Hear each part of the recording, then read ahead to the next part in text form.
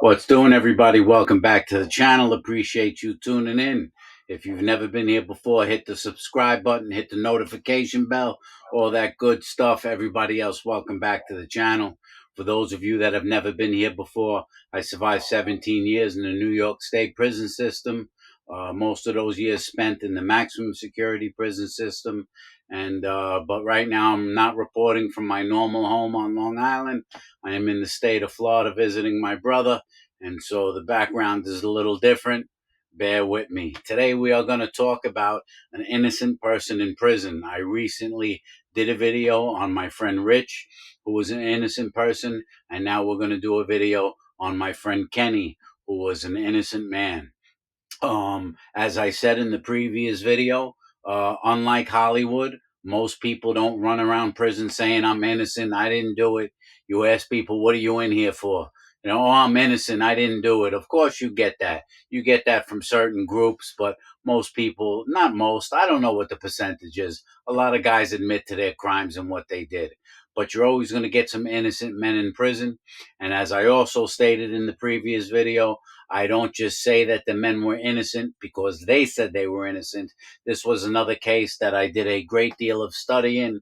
I read his legal work, I read his minutes, and to me, he was definitely appeared to be 100% innocent of the crime that he was sentenced for, of a sentence of 16 years to life.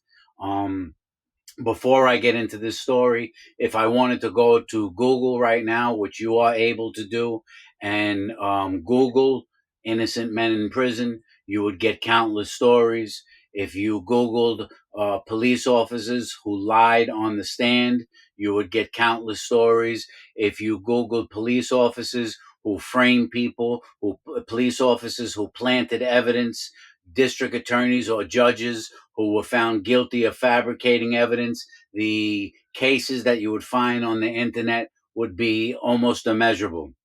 And I say that to point out that anyone that says, oh, that doesn't happen or that doesn't happen, you need to get a reality check because it does happen.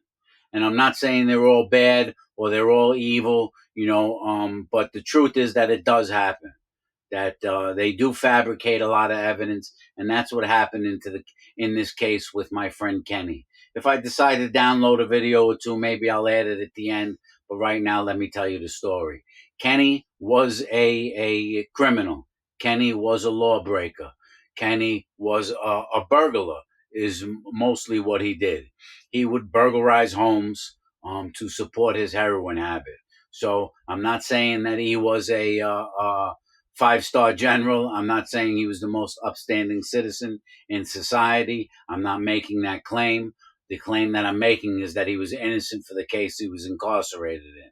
So Kenny was arrested for a burglary and he was given, 1 to 3 years. Then he was arrested for another burglary. After he got out, he was given 2 to 4 years. Then he was arrested for another burglary and he was given like a 5-year sentence. So he had been in and out of the system quite a few times because of because of him breaking the law, because of him doing burglaries to support his dope habit, But after the last sentence, after the last prison sentence he had, he said enough was enough. He couldn't take it in his life anymore.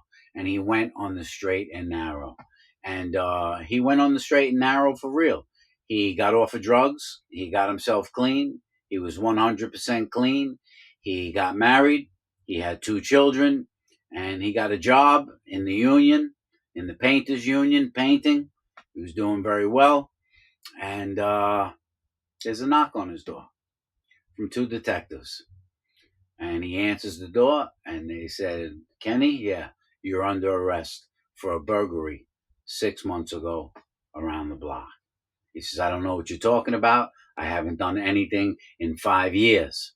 He says, so it wasn't me. They said, you're under arrest. And they lock him up. Let me tell you exactly what they're doing. The 2 cops were dirty, 2 dirty cops. They had burglaries of houses being robbed in an upscale neighborhood where Kenny was living. They couldn't solve them. They knew who Kenny was from his history of having 3, 4, 5 burglaries on his record. And they said, let's go arrest Kenny. Two dirty cops. They lock him up. But there's a problem when you do that. The problem is you don't have evidence that he committed the crime. There was nobody placing him at the scene of the crime at any time. There was no stolen property recovered. I read all this for myself. This is not fabricated. I read the entire court transcripts. Nobody placing him at the scene at any time. No stolen property recovered. Nothing. No DNA evidence, right? They lock him up. They bring him into the jail. They charge him with burglary. And the problem is he doesn't have money for a private attorney. He's living paycheck to paycheck. He's paying a mortgage. He's supporting two kids and his wife by himself. He's just struggling to get by, so he can't afford a lawyer. So he has a legal aid attorney. The legal aid attorney is telling him to take a plea bargain. He refuses to take a plea bargain because he didn't commit the crime. And as he's in the bullpen is where you're waiting to see the judge, or where you're waiting to go back to the jail after you see the judge. So Kenny made a court appearance before the judge. He was waiting in the bullpen, and this is when a pretty high-powered attorney comes to see him. And Kenny knows who this attorney is. I know who the attorney is too. I don't feel I should put his name out there for legal reasons right now. So the attorney comes to Kenny and says, listen, I was in the courtroom handling another case. When I heard your case, I went and spoke to the district attorney about it, and it appears to me that they don't have any evidence against you. I would like to take your case. And Kenny said, I know who you are. I can't afford you. He said, how much money can you get? How much can you scrape together? He said, I may be able to get $5,000 to $7,500 together. So he says, all right, you get me $7,500. I will take this case, but you guarantee me we go to trial because I can beat this. Kenny said, of course I want to go to trial. I didn't commit the crime, right? He said, that's it. We go to trial. Fast forward to the trial. They go to trial. As they're going to trial, the only piece of evidence or proclaimed evidence that the court has, that the district attorney has, they said that they have a partial fingerprint on a piece of glass. The person that broke into the house broke the glass on the window, and they must have grabbed the glass and threw it on the floor before they reached into the window. They're saying that they have a partial fingerprint on that piece of glass and that it matches Kenny. And that's their evidence. There is no other evidence of this crime. The problem is this, is that when you have a fingerprint works by points. There's 32 points, 64 points, 24, all different points of reference on a fingerprint. In order to prove a fingerprint belongs to someone, there has to be a certain amount of points that match. It doesn't have to be all the points. It has to be a certain amount of points. Let's say it's 14 points have to match to legally say that that fingerprint points to someone. Well, they have 9 points that they say matches to Kenny's fingerprint. They don't have enough, according to the law, legally amount of points to say that's his. So Kenny says to the attorney, hire a fingerprint expert. Because if that is the only evidence they have, the district attorney is going to bring in a fingerprint expert to say that it's mine, and we need to bring in a fingerprint expert to discredit him because it's not mine. And the attorney tells him, we don't even need to do that. Don't worry about it, Kenny, because they have no other evidence and they can't legally say this is your fingerprint. I'm going to explain this to the jury. Don't worry. Good. They go to trial. During the trial, the district attorney brings up the fact that, brings up the point that he believes this fingerprint belongs to Kenny. Kenny doesn't have any rebuttal because his lawyer didn't hire a fingerprint expert. And when the lawyer goes to do his argument, when Kenny's lawyer goes to do his argument, he starts talking about something, rattling off, Christopher Columbus came to this country and such and such. He starts talking about something completely irrelevant, like he had amnesia. Kenny's looking at him like, what are you talking about? You need to explain to the jury He never explains to the jury about the fingerprint. This was done for a reason.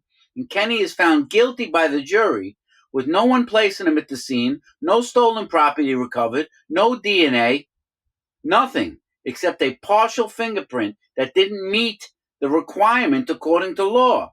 They find him guilty. They give him 16 years to life as a persistent felon because he had it on his record already. Burglary, burglary, burglary. So they give him 16 years to life for a burglary that he didn't commit after he had straightened out his life. He gets the 16 to life. There's nothing to do now. Now it's game over. Boom. Go upstate to prison. This is where I meet Kenny. Kenny explains all this to me. He shows me the entire court argument, the entire court case, all the transcripts. So let me tell you what happened at first, right? The district attorney didn't have enough evidence to prosecute Kenny. They knew that. But in their mind, they said he did this. Or we need to prove he did this because he's a waste. He's a serial burglar. Let's get him off the street. So what the district attorney did was the district attorney went to that private attorney and said, listen, I don't have enough evidence against this guy. Go back there and tell him you'll be his attorney and give him to me. This is how they work together behind the scenes. This is why I told you to Google how dirty district attorneys, judges, lawyers, and the criminal justice system can be. They do this, okay? I'm the first to say that I was guilty of my crime and they didn't do anything wrong in my case, except for the fact that they asked me to lie once. I could talk about that later, right? But in this case, they fabricated. In this case, they fabricated a piece of evidence. Right? Kenny was given 16 years to life. And I meet him in Sing Sing Correctional Facility. I meet him in Sing Sing Prison. We were later together in other prisons as well. We spent many years together. Okay? And Kenny starts serving his 16 years. During his 16 years, he develops leukemia, has his spleen removed. He gets cancer. He's fighting cancer in the prison. After that, his son breaks his neck in an accident and becomes partially paralyzed. And he's doing 16 years as all this is happening to him.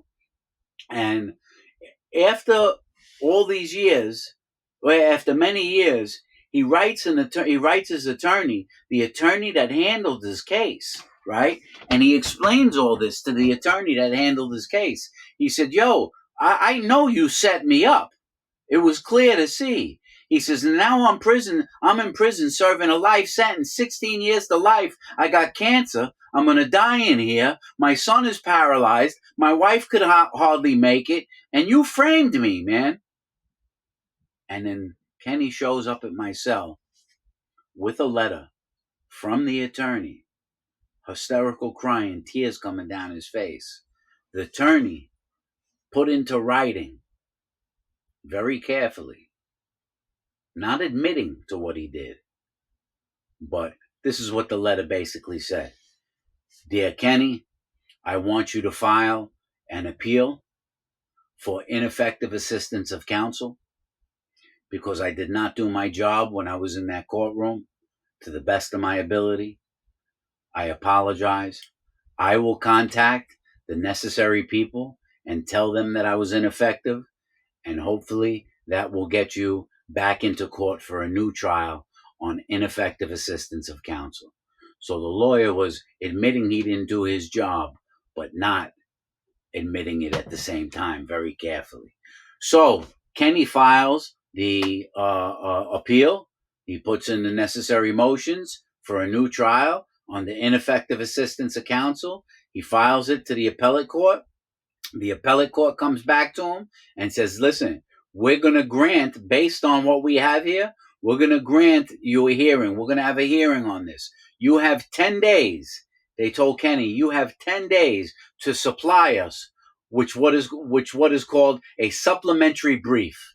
And what a supplementary brief is you have to bring up every single argument that you are going to use in your appeal in that supplementary brief. If you don't bring it up in the supplementary brief that you're going to submit, then you can't bring it up once you get into court. You could only talk about what you put in the brief.